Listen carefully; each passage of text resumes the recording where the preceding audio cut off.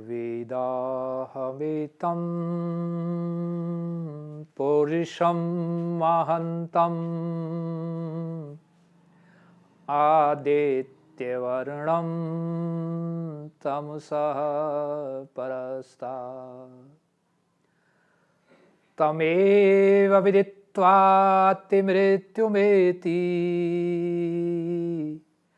नान्यपन्था विद्यते अयनात् नान्यपन्था विद्यते अयनात्।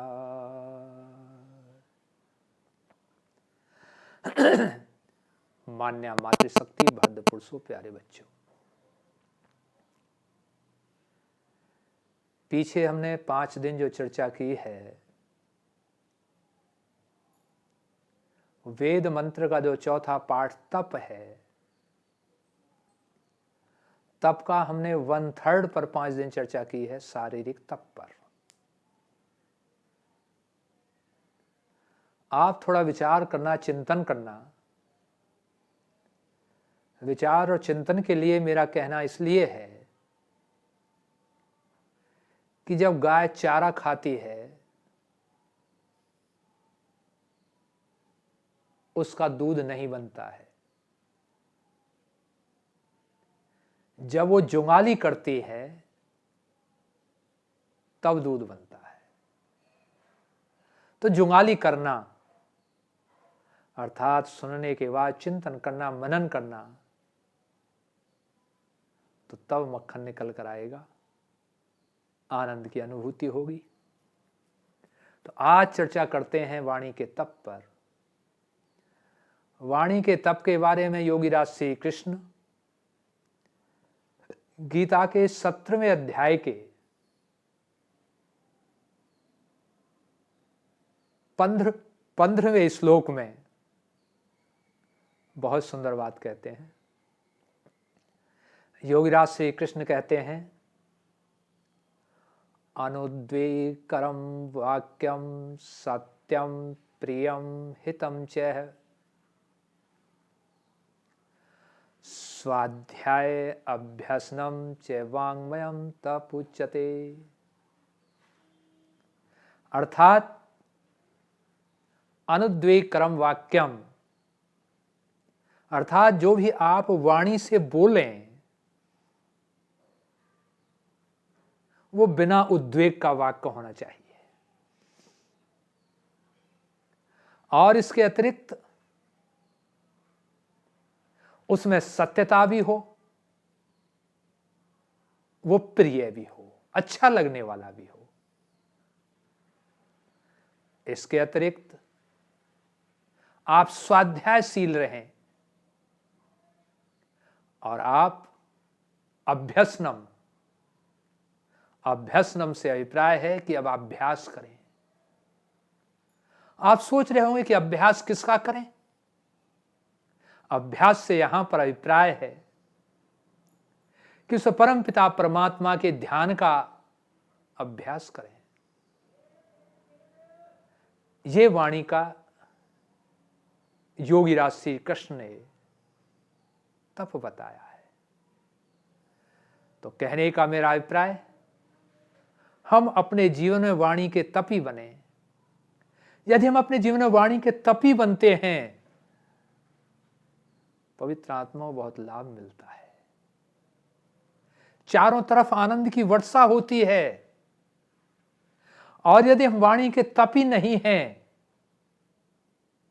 हम क्रोधी स्वभाव के हैं, तो वो क्रोध जो है हमें हमको ही नहीं परेशान करता है। मैंने पिछले एपिसोड में बताया था कि हमें ही परेशान करेगा हमारा रोग। अर्थात कहने का अभिप्राय ये कि हमें परेशान नहीं करता वो क्रोध। यदि हम उसका अविधा शक्ति से अर्थ लेंगे तो अर्थ यही निकलेगा कि क्रोधी को क्रोध स्वयं जलाता है, दूसरे का नुकसान नहीं करता है। लेकिन लक्षण और व्यंजना का जब प्रयोग करेंगे तो वास्तव में हकीकत यह है कि क्रोधी व्यक्ति का क्रोध बहुत ज्यादा को प्रभावित करता है। आप उस बात से समझ जाएंगे।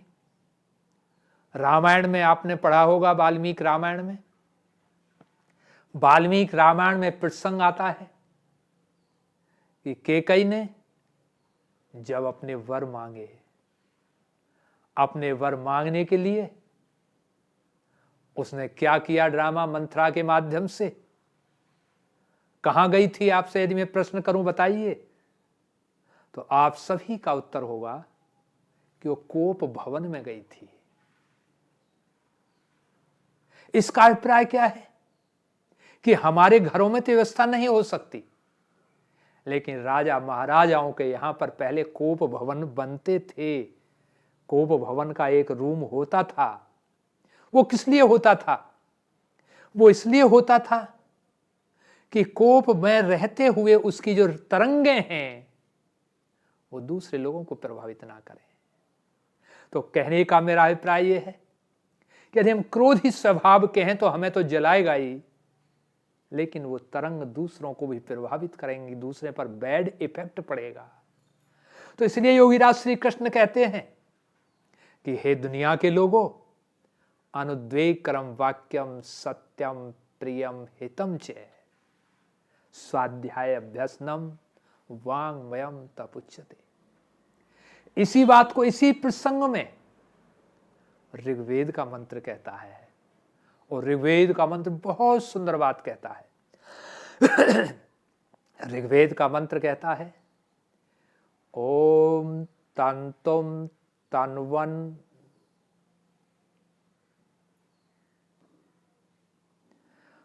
ओम सक्तुमेव तितौना पुनन्तो यत्र धीरा मनसा वाचम कृतः अत्र सखाय सख्याय जानते भद्रई ऐसा लक्ष्मी निहिताधिवाची। अर्थात ऋग्वेद का मंत्र कहता है कि दुनिया के लोगों,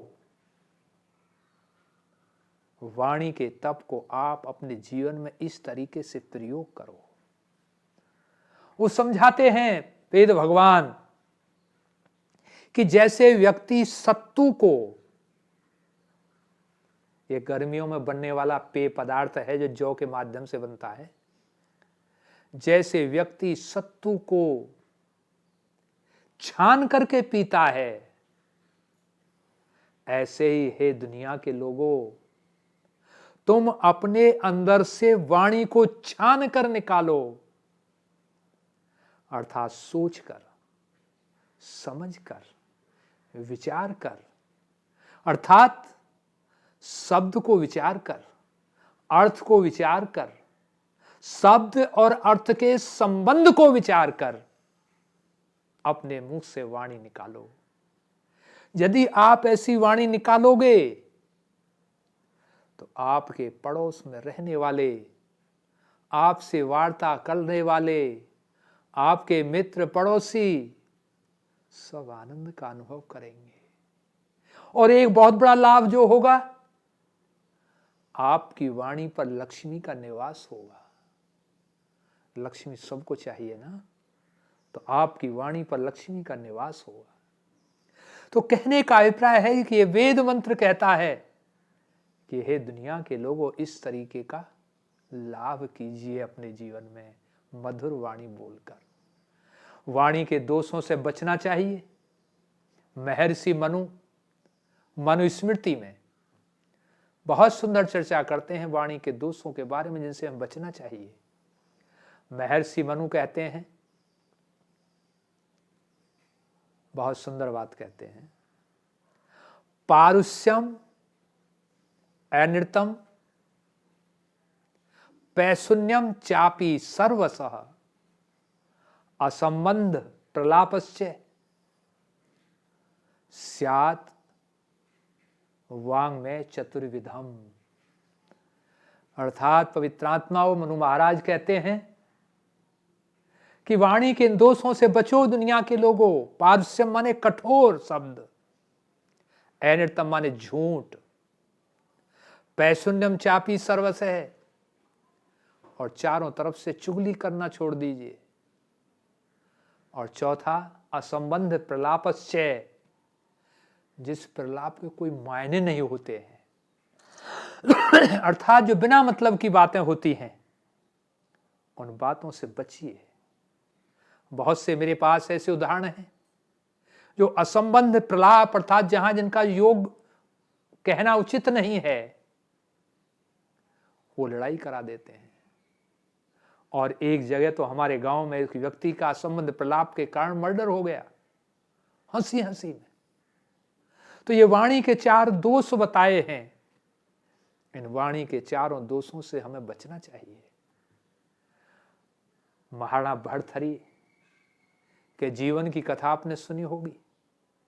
उन्होंने 3 पुस्तकें लिखी हैं जी। पहली श्रृंगार शतकम, जब वो जवानी में थे। दूसरी नीति शतकम, जब वो 50, 45, 40 साल की एज में थे। और तीसरी किताब वैराग्य शतकम, जब वो कहानी आपने सुनी होगी अमर फल की, वो लिखी है। कहने का अभिप्राय, परमपिता परमात्मा ने उन्हें शक्ति दी, उन्हें ज्ञान दिया, उन्होंने 3 पुस्तकें लिखी। और 3 पुस्तकें बेजोड़ हैं। 100 श्लोक हैं, एक पुस्तक में, ज्यादा नहीं है। उनमें से उन्होंने एक पुस्तक में एक श्लोक दिया है, बहुत सुंदर है, नीति शतकम में दिया है। वो क्या कहते हैं?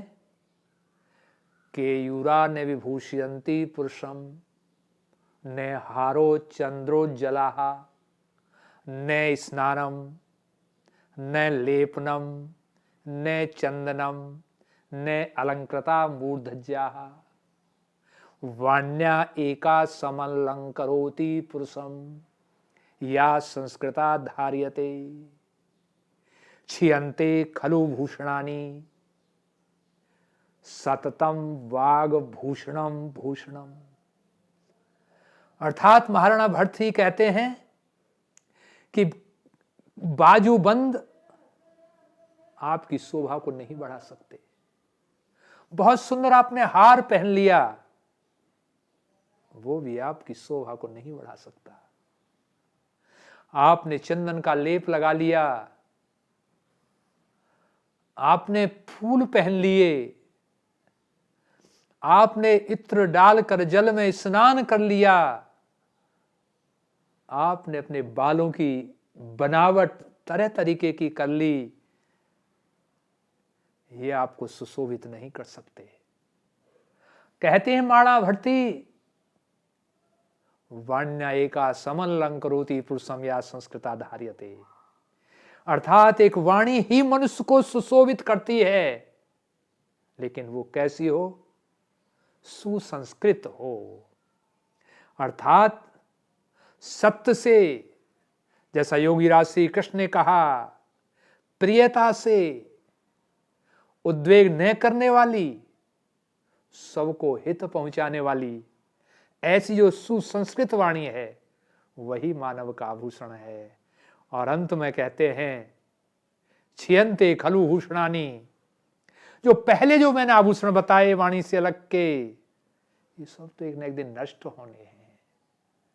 सततम वाग भूषणम भूषणम, लेकिन जो वाणी का आभूषण है वो सदा रहने वाला है। इसलिए हमें वाणी का आभूषण पर ध्यान देना चाहिए। आगे नीतिकार कहता है बहुत सुंदर,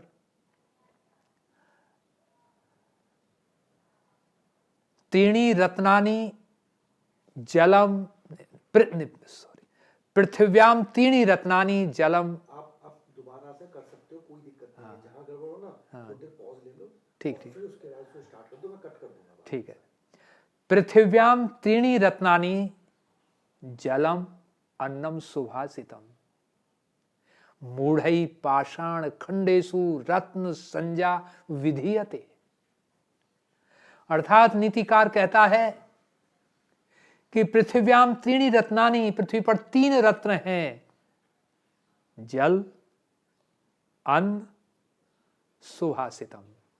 सुभाषितम से मतलब है सुंदर उक्ति, सुंदर कथन, मीठा वचन। अगली पंक्ति में कहते हैं मूढ़ई पाषाण खंडेषु रत्न संज्ञा विधीयते, और मूर्ख लोग तो रत्नों में, पत्थर के टुकड़ों में रत्न खोजते हैं जो कि रत्न नहीं है। तो नीतिकार ने भी यही कहा कि हम मीठी वाणी बोलें, सुसंस्कृत वाणी बोलें। आप देखेंगे कि ऐसा बोलने से आप जहां भी हैं, चाहे परिवार में हैं, चाहे कार्यालय में हैं या किसी संस्था में हैं, आपका मान होगा। और जब आपका मान होगा, आपका जीवन में आनंद आएगा। आप देखेंगे कि आपके जीवन में एक आनंद लहर उठती रहेगी। आगे हम चर्चा करेंगे कि वाणी के इस परिष्कार के लिए, अर्थात वाणी को सुसंस्कृत करने के लिए किन साधनों का प्रयोग किया जाए, इस पर अगले एपिसोड में चर्चा होगी। यहीं पर मैं अपनी वाणी को विराम देता हूं। इति ओम शांति।